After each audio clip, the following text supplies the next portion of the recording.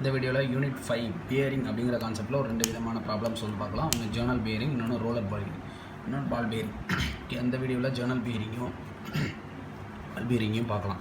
Okay, diameter எவ்வளோ கொடுத்துருக்காங்கன்னு பார்த்தீங்கன்னா 150 mm, W is equal to 40 kN/kg அப்படிங்கிற 10⁻³ N is equal to 900 RPM. Okay, இப்போ டேட்டா புக்கில் L/Dயோட ரேஷியோ கண்டுபிடிக்கும். இது சென்ட்ரிஃபியூகல் பம்ப் ப்ராப்ளம் அப்படின்னால L/Dயோட வேல்யூ வந்து 1லேருந்து 2 வரைக்கும் எடுத்துக்கலாம். நம்ம இந்த சமுக்கு 1.5 வந்து எடுத்துக்கணும்.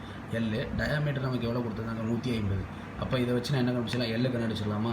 அடுத்து பியரிங் ப்ரெஷர் என்ன கண்டுபிடிக்கும்? P is equal to W என்னது L into D. W already நமக்கு தெரியும். L நான் அந்த ஸ்டெப்பில் கண்டுபிடிச்சிட்டேன். Dங்கிற கொஸ்டினில் கிவன், அதுக்கு ஒரு வேல்யூ வருதா? ஓகே, இதை வந்து Nm/mm² இருக்கிறதுக்கு நான் வந்து ஒரு பாயிண்ட் தள்ளி நவுட்டு வச்சேன்னா kg/f எனக்கு cm² வந்துடும். இதோட ரேஞ்ச் வந்து பார்த்தீங்கன்னா 7லேருந்து 14 வரைக்கும் இருக்கலாம். நான் கண்டுபிடிச்சது என்னது 11 தான் இருக்குது. அப்போ டிசைன் இஸ் சேஃப்டி. அடுத்து விஸ்காசிட்டி ஆஃப் த ஆயில் கண்டுபிடிக்கணும். இது பேஜ் நம்பர் 7.31 சென்ட்ரிஃபியூகல் பம்புக்கான வேல்யூ Zn/P என்னென்னு பார்த்தீங்கன்னா 2844.5 வரைக்கும் எடுத்துக்கலாம். என்னோட வேல்யூ கொஸ்டினில் கொடுத்துருந்தாங்க. ஸ்டீம் ப்ரெஷர் கண்டுபிடிச்சது நான் எவ்வளோன்னு பார்த்தீங்கன்னா பியரிங் ப்ரெஷர் எவ்வளோ கண்டுபிடிச்சதுன்னு பார்த்தீங்கன்னா 11.85 இதோட வேல்யூ. இதுலேருந்து என்ன கண்டுபிடிச்சலாம்னு பார்த்தீங்கன்னா இசட் கண்டுபிடிச்சிடலாம். இசட்டை வந்து ரவுண்ட் ஆஃப் பண்ணி அந்த 7.41 டேபிளில் 37 இருக்கா, ஏன்னா 40 சென்ட்ரி பாய்ஸ் அப்படின்னு சொல்லி என்ன பண்ணிக்கலாம் எடுத்துக்கலாம். சென்ட்ரி பாய்ஸ்ன்னு என்ன பண்ணிக்கலாம் எடுத்துக்கலாம்.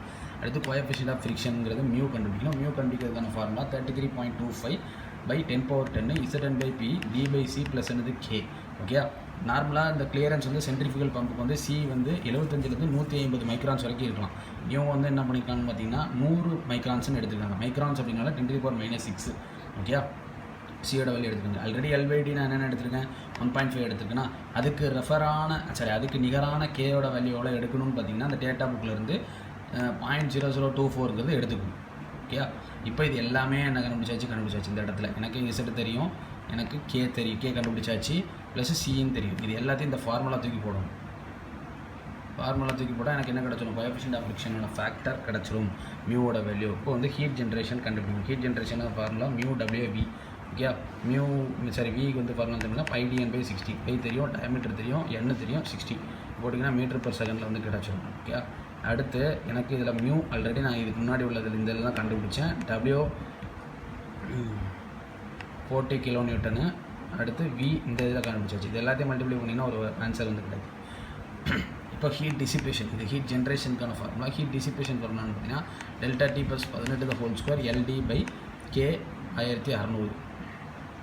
ஓகே, அடுத்து இப்போ இந்த இதில் எனக்கு என்னெல்லாம் தேவைப்படுது, ΔT தேவைப்படும். ஏன்னா LED எனக்கு தெரியும், Kங்கிறது எனக்கு தெரியும்.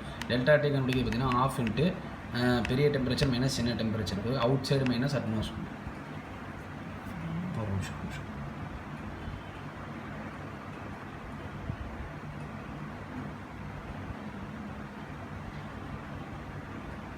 டெம்பரேச்சர் கொடுக்கல. ஓகே, டெம்பரேச்சர் கொடுக்கல.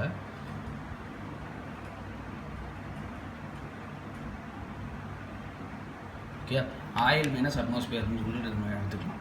ஓகே, 65 மைனஸ் என்னது 30. ஓகே, அதுக்கு சால்வ் பண்ணிங்கன்னா அப்படின்னா 17.5ங்கிறது வரும். ஓகே, இல்லை பிகர் நம்பர்னு கூட எடுத்துக்கலாம். ஒரு நிமிஷம், டெம்பரேச்சரில் கன்ஃபியூஷன் வந்துடக்கூடாது. Operating temperature, ambient temperature. Okay, operating temperature அதாவது ஆயில் டெம்பரேச்சர், ஆம்பியன் டெம்பரேச்சருங்கிறது atmosphere temperature, TOTA. Okay, operating அந்த fluid temperature plus ambient temperature TAன்னு எடுத்துக்கணும்.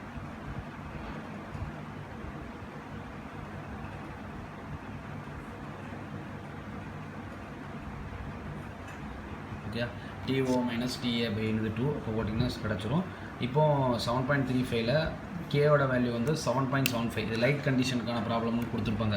பியரிங்கில் லைட் கண்டிஷனாக ஹெவி கண்டிஷனாக அப்படின்னு கொடுத்துருப்பாங்க. நம்ம லைட் கண்டிஷன்னா 775ங்கிறது எடுத்துக்கலாம். ஓகே, இந்த கேல வந்து அந்த இடத்துல 775ங்கிறது என்ன பண்ணிக்கலாம், ப்ளேஸ் பண்ணிக்கலாம். 1600.